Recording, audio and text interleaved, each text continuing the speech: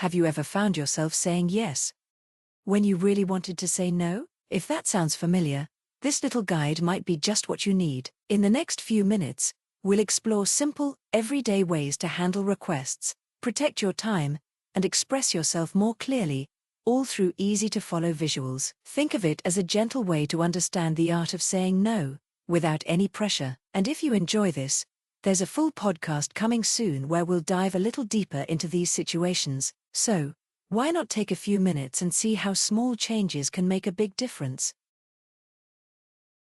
So let's talk about one of the most underrated skills in the corporate world, the art of saying no without ever actually saying the word. Seriously, it's like a superpower that can protect your time, your sanity, and believe it or not, actually make you look better at your job. Does this sound familiar to you? You're drowning in work, your to-do list is a mile long, but you just keep saying yes because you want to be a team player, right? We've all been there.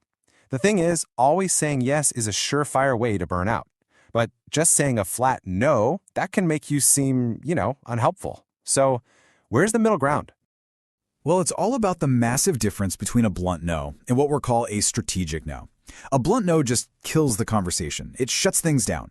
But a strategic approach, that's diplomatic. It protects your most valuable asset, your time, by using professional language as your secret weapon. And that brings us to the core idea here, the power of the reframe. It really isn't about what you're saying, it's all about how you say it.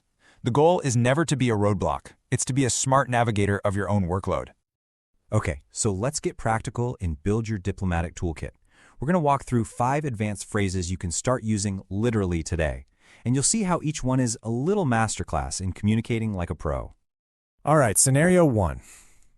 A classic. Your boss drops a brand new project on your desk, and guess what? They need it today. You can feel your to-do list having a full-on panic attack. What do you even say?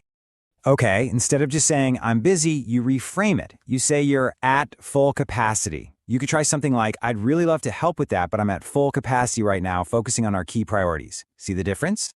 And think about why that works so well. Anybody can say they're busy. It kind of sounds like an excuse. But at full capacity? That sounds official. It sounds definitive. It turns a simple excuse into a professional statement about your workload. Let's try another one you've probably heard a million times. An urgent, last-minute report just lands on your desk. The deadline is impossible. It's a high priority, sure, but so is everything else you're already juggling. This is the perfect time to use the phrase, circle back. For example, this is clearly important. Can we circle back on this once I've wrapped up my current task? You're not saying no. You're just rescheduling the yes to a time that actually works.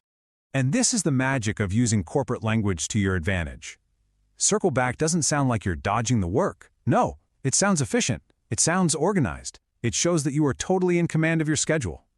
So, what about when a problem lands on your desk that isn't really your problem? You know what I mean. You're asked to fix it, but you know you're not the best person for the job, and you really don't want to do a bad job. This is where you strategically redirect the task using the power word leverage. You could say something like, I might not be the best fit for this, but we could leverage the expertise of the client success team to get the best possible result. Using a word like leverage is such a game changer. It instantly makes you sound like a strategic thinker. You're not just thinking about your to-do list. You're thinking about the company's best resources. You become the person who finds the right solution, not just any solution. Now, for the ultimate challenge, your boss gives you 2 high-priority tasks, and they want both of them done by the end of the day. You know physically that you can't do both of them well. So, what's the play? Here, you use 2 power words to ask for a reprioritization, prioritize, and deliverables. You just ask, got it. To make sure I can produce high-quality deliverables, which of these 2 tasks should I prioritize? This move is just brilliant. Why? Because it puts the ball right back in your manager's court. You're showing that you care about quality while respectfully forcing them to be the one to make the tough call. It's their priority list after all.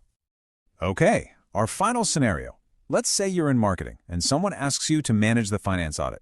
The request is so far outside your job description, it's basically in another galaxy. The perfect tool here is the word scope.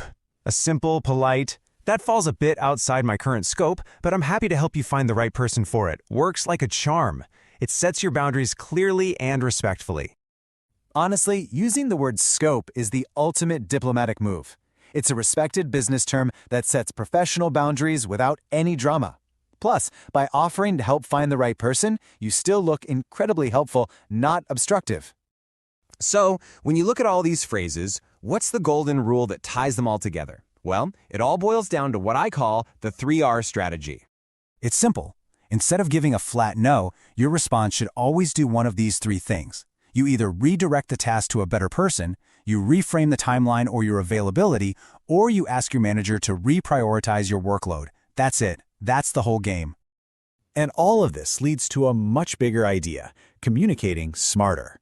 This isn't about getting out of work. No way. It's about protecting your focus so you can deliver amazing results on the things that actually move the needle. And if you take away just one thing, let it be this. Real success in your career isn't about working harder or saying yes to everything. It's about communicating smarter. It's about quality, not quantity. So I'll just leave you with this question to think about. Your time is, without a doubt, your most valuable asset at work. Now that you've got these tools, how are you going to protect it?